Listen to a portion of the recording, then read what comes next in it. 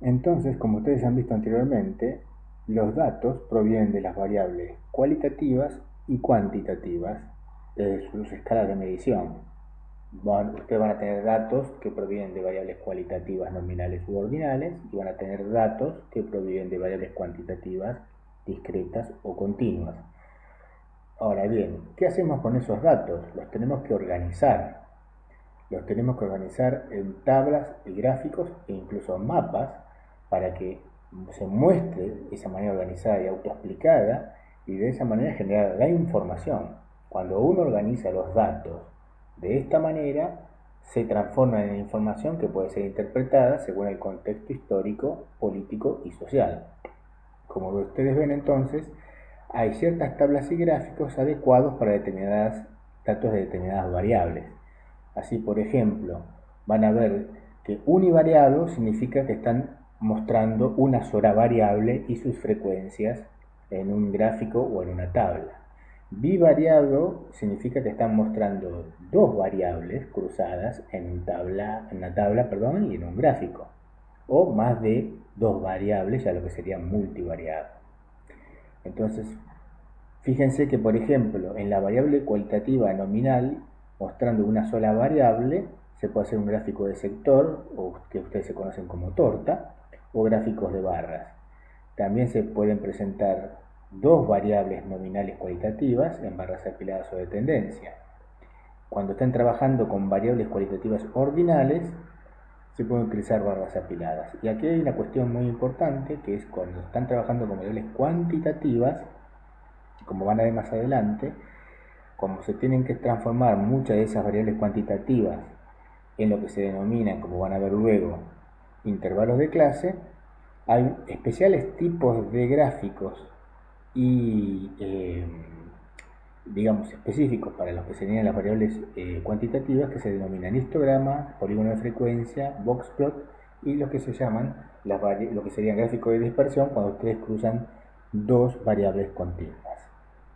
Entonces, el propósito primario es organizar los datos y comunicarlos de una manera que se autoexpliquen. Por lo tanto, es crítico saber y conocer cómo hacer tablas, gráficos y mapas.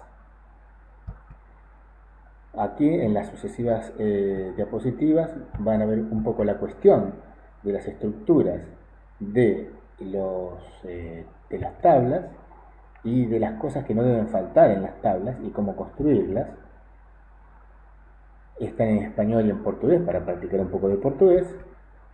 Y aquí entonces estamos en que si nosotros tenemos una serie de datos, por ejemplo, estamos estudiando a un número X de 30 familias, son 30 familias.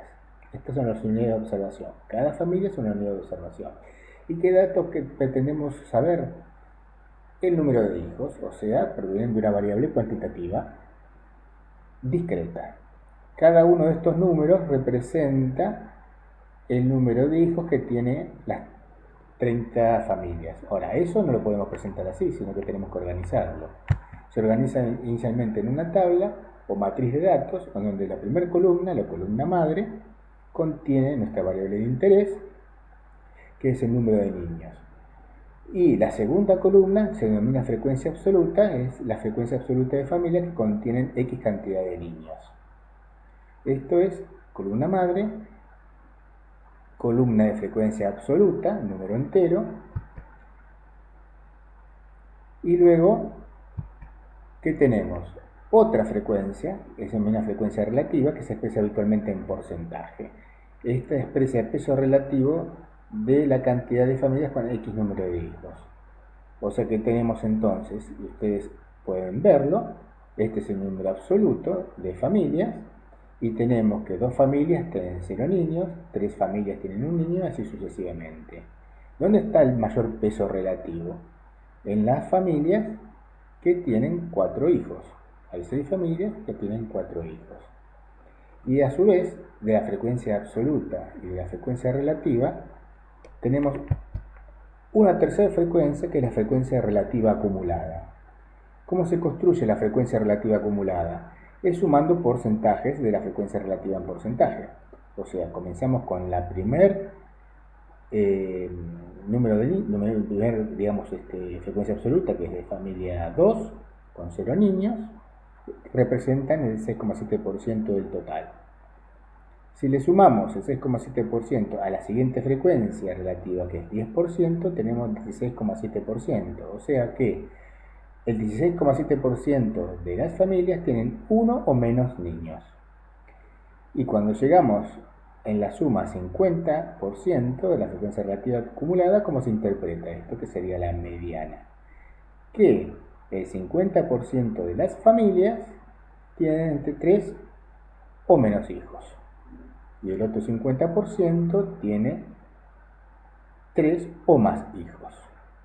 Es importante que cuando uno trabaja con que sería una tabla de una univariada, esta es una sola variable, que sería el número de niños, vamos a tener siempre la posibilidad de expresar la frecuencia absoluta, frecuencia relativa y relativa acumulada. Cuando se cruzan ya las frecuencias, cuando tenemos una tabla bivariada, vamos a tener quizá más inconveniente en poder expresar todas las frecuencias porque se confunde y es difícil poder leer o hacer una lectura clara de la tabla.